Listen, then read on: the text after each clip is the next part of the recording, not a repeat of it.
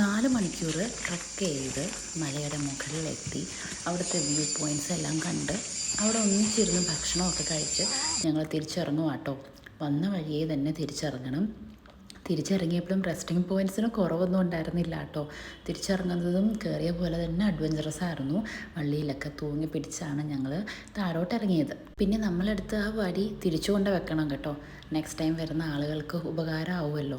അപ്പോൾ ഇടയ്ക്കിടയിലൊക്കെ നമ്മൾ വള്ളി പിടിച്ച് കയറിയ പോലെ തന്നെ അതുപോലെ നമുക്ക് താഴോട്ട് ഇറങ്ങണമായിരുന്നു. തിരിച്ചിറങ്ങാൻ നേരം ഞങ്ങൾ കുറേയും കൂടെ അലേർട്ടായിരുന്നു. ഞങ്ങളുടെ കൂടെ വന്നിരുന്ന ഗൈഡ് പറയുന്നുണ്ടായിരുന്നു ആനയെ കാണാൻ ചാൻസ് ഉണ്ടെന്നുള്ളത്. കാരണം ആനയുടെ കാല് ചവിട്ടിയ പാടൊക്കെ നമുക്ക് കാണാൻ പറ്റുമായിരുന്നു ശരിക്കും. അപ്പോൾ പിന്നെ ആ വഴി നമ്മുടെ ആനയുടെ സ്മെല്ലൊക്കെ നമുക്ക് ശരിക്കും വരുന്നുണ്ടായിരുന്നു. അതുകൊണ്ട് കുറച്ച് ദൂരം ഞങ്ങൾ ഭയങ്കര അലേർട്ടായിരുന്നു കേട്ടോ. കാണണം എന്നുള്ള ആഗ്രഹം ഉണ്ടായിരുന്നു. പക്ഷേ കണ്ടാലുള്ള പ്രശ്നം ഓർക്കുമ്പോൾ അയ്യോ കാണരുത് എന്ന് ഞങ്ങൾ പ്രാർത്ഥിക്കുന്നുണ്ടായിരുന്നു.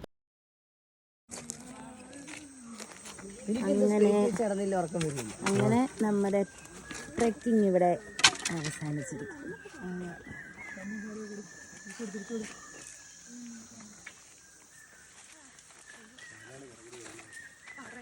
നമ്മളെ ഇല്ലായ്മ ചെയ്തു ഗൈസ്, ഇല്ലായ്മ ചെയ്തു, നമ്മളെ കഷ്ടപ്പെടുത്തി. ഫിറ്റ്നസ് സ്റ്റുഡിയോ എന്നുള്ള ആളുകളാണ്. ആദ്യമായിട്ടാണ് എല്ലാവരും ട്രക്കിങ്ങിന് വരുന്നത്. നല്ല അനുഭവമായിരുന്നു. കുറച്ച് ഓക്കെ ട്രക്കിംഗ് ആണെന്നൊക്കെ പറഞ്ഞ് ഇവിടുന്ന് പോയിട്ട് കുറച്ച് നല്ല അനുഭവമായിരുന്നു. കൂടെ വന്നവരാണെങ്കിലും നല്ലോണം ഗൈഡ് ചെയ്തു.